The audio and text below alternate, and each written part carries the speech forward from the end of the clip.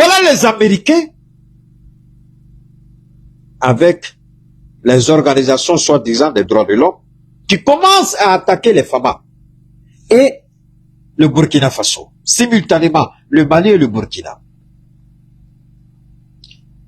Pendant ce temps, que fait notre Oretien bien-aimé, l'argent du contribuable malien? Qu'est-ce qu'ils font au sein de notre Oretien? C'est pas leur problème. Bonjour et bienvenue sur Afrique Diverse TV. Nous avons l'immense privilège de plonger dans l'univers de l'analyse politique avec un invité de marque, Cheikh Oumar Keïta. Un esprit brillant et un orateur pertinent, il est le guide éclairé pour tous ceux qui cherchent à comprendre les subtilités de la politique africaine. C'est parti, chers téléspectateurs. Vous avez été les témoins privilégiés de cette session d'analyse politique, non seulement profonde, mais aussi inspirante avec Cheikh Oumar Keïta. Mais alors, ces centaines de millions de dollars investis dans une base de drones implantée au Niger, pendant toutes ces années, ce monsieur-là était là, devant eux, sous leurs yeux. Pendant tout ce temps, l'armée française était là. Ce monsieur-là était sous leurs yeux. Pendant ce temps, l'Union européenne était là, avec leurs armements, avec tout ce qu'ils ont. Mais comment on peut comprendre qu'ils n'ont pas localisé ce criminel et que ce soit l'armée malienne? Oh, j'ai oublié. C'est la Russie qui est avec nous là. On l'avait oublié. Donc, on neutralise. Ce n'est pas tout. Les gens de la Zawad, ils créent un autre mouvement chez eux là-bas, enfin avec la France. Mais ce mouvement-là, ils disent c'est dans l'intérêt pour protéger les intérêts du peuple de la Zawad. Mais ils ne s'amusent plus à parler de rébellion armée, la nouvelle configuration. Ils ont créé en France là-bas là. On dirait qu'on leur a dit, hey, à l'état actuel au Mali, là, prendre les armes, là, c'est suicidaire contre l'armée malienne. Parce que pourquoi les gens de la Zawa, et ça c'est la géopolitique haut de gamme, ORT ne peut jamais vous donner ça. Le ministre de la Communication ne peut pas vous donner ça. Ça, c'est ici, chez Keïta. Les Américains, les Européens, avec tout ce qu'ils ont comme armada de contrôle, satellite, radar, drone, ils n'ont jamais été capables de localiser ce monsieur-là qui était là. Depuis quoi? Quelle année? J'ai regardé un petit reportage. Ça fait des années que ce monsieur trottine dans le Sahel. Alors il a fallu l'armée malienne aller au front, neutraliser ce monsieur, mettre un terme à sa bêtise.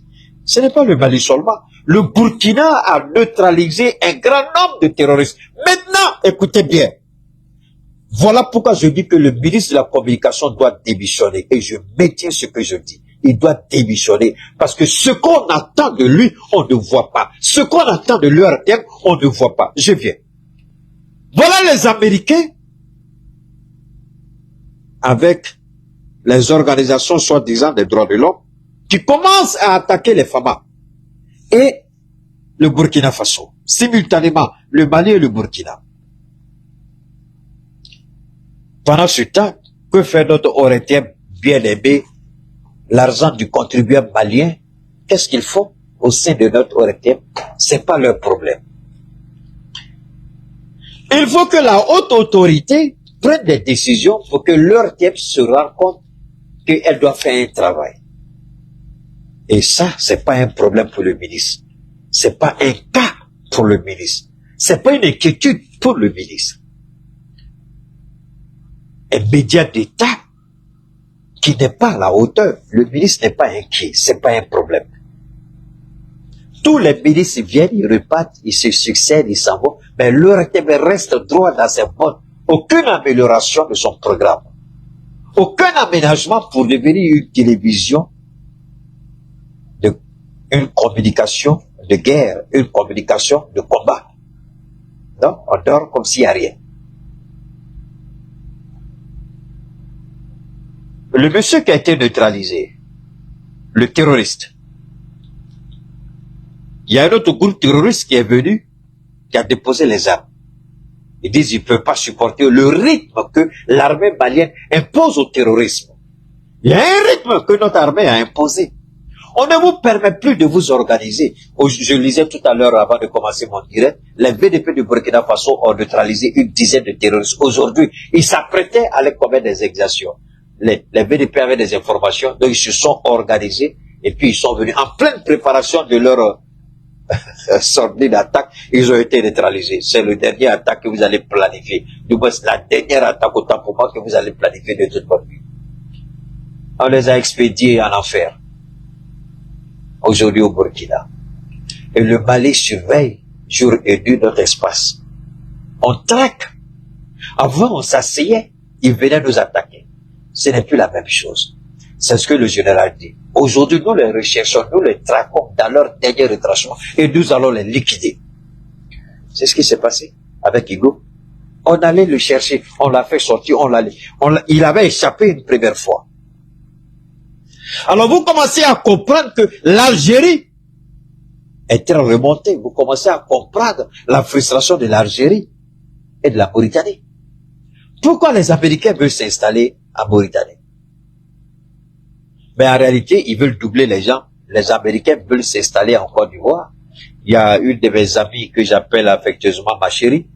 C'est une amie d'école, elle a fait le lycée de Bondeko ensemble. Elle m'a envoyé un lien très gênant. Un lien où les Américains ont commencé à marmailler les Ivoiriens. Mais ça là, nous on a parlé de ça il y a longtemps, c'est fini. Les Américains, ils sont rentrés déjà en Côte d'Ivoire, ils sont en train de planifier leur installation en Côte d'Ivoire. En fait, ils veulent être à cheval entre la Côte d'Ivoire et la Mauritanie. Bon. Comment ils vont faire ça, je ne sais pas. Mais c'est ce qu'ils veulent, c'est leur objectif. Comment ils vont le faire? Mais alors la question que les Ivoiriens doivent se poser, elle est la suivante. Mais les mêmes Américains étaient au Niger quand ces terroristes-là sévissaient. Mais si les Américains n'ont pas pu faire quelque chose avec, soi-disant, cette puissance, première puissance militaire mondiale, première puissance militaire au monde, Hugo était sous leur nez, sous leur barbe, ils l'ont pas vu. Est-ce que réellement ils sont dans le Sahel pour lutter contre le terrorisme? Parce que nous, on n'est que 37e puissance militaire au monde. 37e. On a neutralisé Hugo. On a prouvé qu'on mérite notre 37e place dans le monde. Et avec ça, on ne produit pas encore des armes.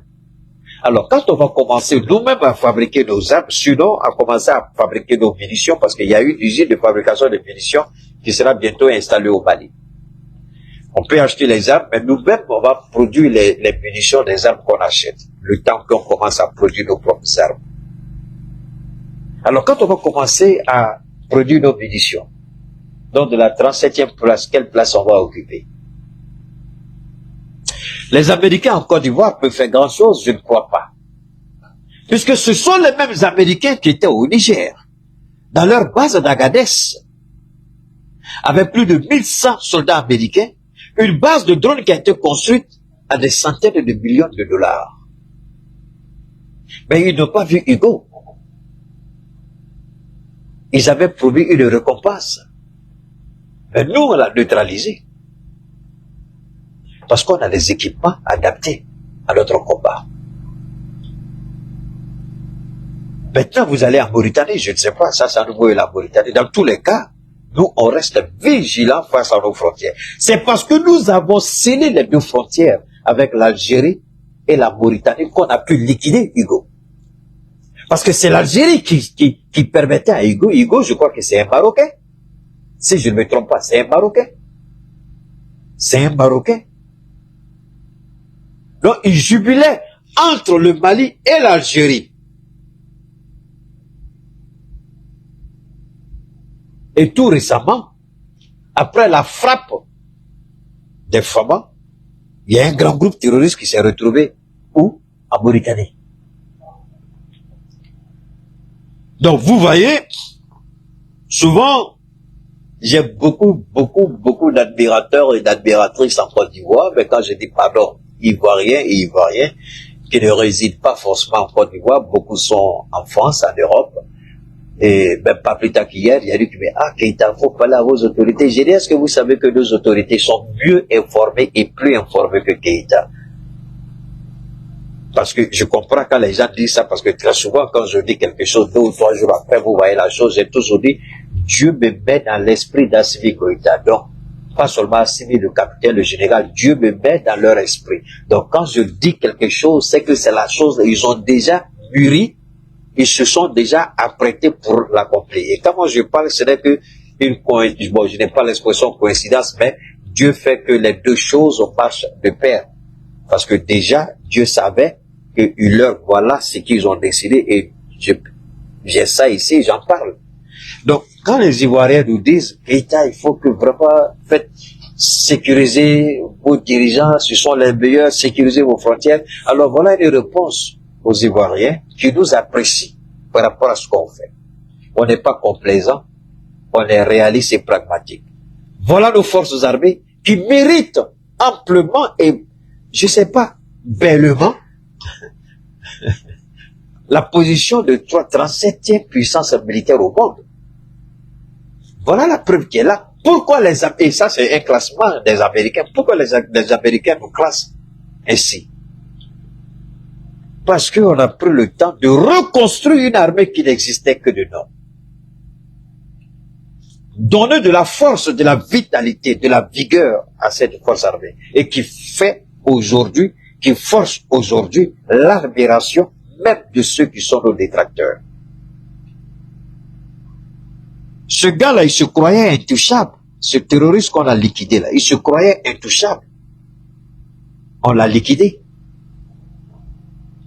Alors, les Américains savent qui nous sommes.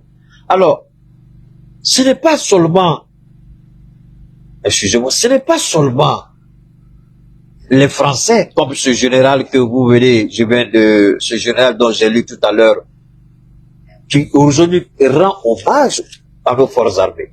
Mais en même temps, la France est convaincue qu'elle ne peut plus venir au Mali ou dans le Sahel comme par le passé.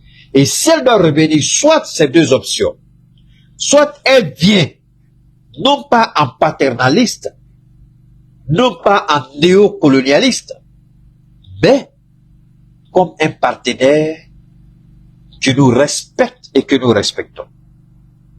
On n'a jamais fermé la porte avec la France, parce que l'idiot pervers et pédé du président qui est là, il n'est pas un roi, il n'est pas un monarque. Tôt ou tard, il va partir. Donc, s'il y a un nouveau dirigeant, c'est la même chose avec Macky est parti, Diomaye et Sonko sont là. On sera ravis de travailler avec eux. La France, ce sera la même chose. Quand cette merde va dégager, celui qui va venir ici, il prend en compte nos intérêts. Et qu'ils ne viennent pas en paternalisme, on peut parler, on peut composer avec eux. Ça, c'est des réalités. C'est indiscutable. Donc, quand le général rend hommage aux forces armées, les politiciens maliens devraient avoir honte. Parce qu'ils ont été cités. Ils devraient avoir honte. Voilà la réalité. Vous pouvez aider votre pays sans forcément être ministre ou président. Vous pouvez au moins reconnaître la qualité du travail extraordinaire qui est fait par les forces armées maliennes, même si vous n'aimez pas Assimi Goïta. Mais le fait de, peut-être pour eux, en reconnaissant les qualités d'Assimi Goïta, de véritable chef suprême des armées, c'est donner carte blanche à Assimi Goïta de rester à la tête du Mali. Mais que vous le dites, parti politique, que vous l'acceptiez, parti politique, que cela vous sied, parti politique, nous on s'en fout éperdument. Assimi est bon, c'est le véritable chef suprême des armées que l'armée malienne n'avait pas. À l'exception de Modibo Keïta, paix à son âme, et de Moussa Traoré, paix à son âme. Voilà le véritable chef suprême des armées que le Mali n'a jamais eu après les deux que j'ai cités. Donc que vous le dites, que vous ne le dites pas, nous on s'en fout. Voilà, ça fait honte, vous êtes interpellé par un général de la France pour vous dire arrêtez ce que vous faites, soutenez votre armée. Arrêtez ce que vous faites, soutenez votre armée. Arrêtez ce que vous faites. Mais pourquoi il le dit? Parce qu'il sait que ces gens-là ont des relations plus ou moins sombres avec la France. Il sait qu'il y a des contacts entre certains et la France. Et l'objectif, c'est de mettre les bâtons dans les roues d'Assimi Goïta. Il le sait, puisqu'il y a travaillé au Mali. Il sait. Voilà qu'on vient exposer les partis politiques. Et maintenant, l'échange continue avec vous. C'est votre tour de prendre la parole. Réagissez en commentaire, partagez vos réflexions, vos idées et engagez-vous dans la conversation. Si cette vidéo a illuminé votre pensée, aimez-la, partagez-la avec vos amis et contribuez à construire l'Afrique de demain. Restez avec nous sur Afrique Diverse TV pour plus d'informations, d'analyses politiques et débats passionnants. Nous vous retrouverons très bientôt pour continuer à façonner ensemble l'avenir de notre continent. À très bientôt.